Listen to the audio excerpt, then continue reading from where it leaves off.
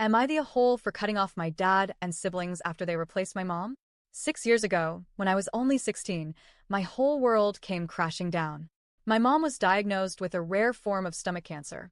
I was just a kid, barely old enough to drive, still figuring out who I was. But in that moment, my childhood ended.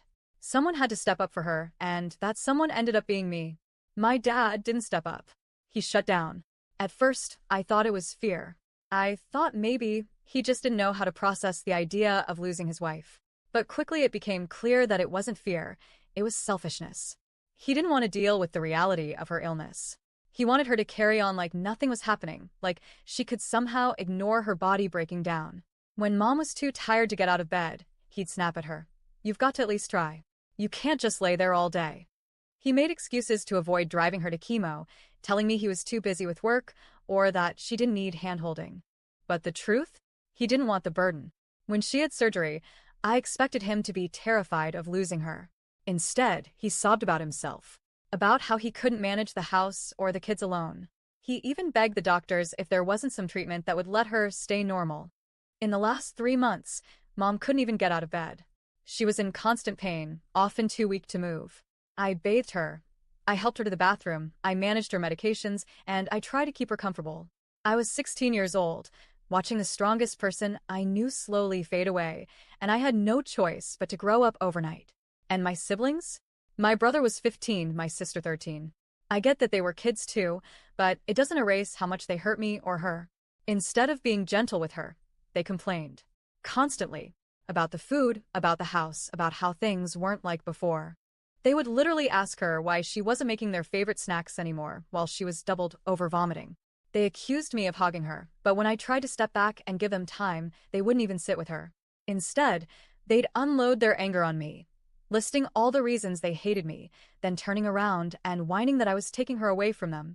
The last thing my brother said to her still twists my stomach every time I think about it. He asked her why she couldn't get out of bed to make him one last birthday cake. His birthday wasn't even for another month. He just wanted her to push herself one more time for him. That was his last request of her. Not "I love you," not "thank you," but a cake. And then she was gone. My mom, my best friend, my protector, the only person who ever made me feel truly seen, was gone. After she died, I thought maybe the family would finally pull together. I thought maybe we'd grieve as a unit, find strength in each other. Instead, it got worse. I was falling apart, but apparently I wasn't allowed to. I cried. I was told I was weak. I pulled away because the grief was suffocating me. I was told I was selfish. I dropped out of school to work because I couldn't sit in a classroom pretending life was normal. I was screamed at for being irresponsible. But everyone else? They got a free pass. My dad could drink himself stupid, sleep around, and even bring other women into the house within weeks of my mom's funeral, and nobody cared. My brother could get into violent fights, steal from the family, even pawn off mom's personal things, and it was brushed aside as acting out. My sister could smash furniture, bully kids at school, and spend $5,000 of dad's money without permission, and people just shrugged. Meanwhile, I was expected to be the good one. The responsible one. The strong one. The one who didn't break. Every single mistake I made was magnified. Every moment I grieved was thrown back in my face. I was told I had stolen their time with mom, that I was the reason she died, that I had ruined everything. Eventually, I couldn't take it anymore. I moved out, thinking maybe space would help. But it didn't. My dad moved on quickly. He remarried. And from the moment she walked into their lives, my siblings began calling her mom. Just like that. As if my real mom had never existed. Suddenly, I was being bombarded with calls, messages, and guilt trips. Why won't you meet your new mom? She's amazing. She does everything for us. You're being selfish. You're hurting her feelings. You're ruining the family vibe. It was like watching them erase my mom in real time.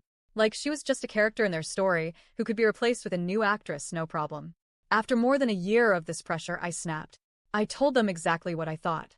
I told them if their selfish asses wanted to replace mom just so they could have someone take care of them again, then fine. But I never would. I told them I hoped one day they realized how they had treated her, that they made her feel disposable, and that they'd regret it when it was too late. Because to me, they did replace her. They treated her like she wasn't important. And then they tried to force me to play along. That was it. I cut contact completely. I blocked them all. It's been over a year since I've spoken to any of them. Of course, they didn't accept it at first. They tried calling, texting, even reaching out through extended family. Eventually, they went through my uncle. He asked why, and I told him the truth. I'm focusing on myself, and I want nothing to do with them after everything. He was shocked. He told me I was being too harsh, that I should cut them some slack. But where was that slack for me when I was 16, holding our mom's hand while she withered away?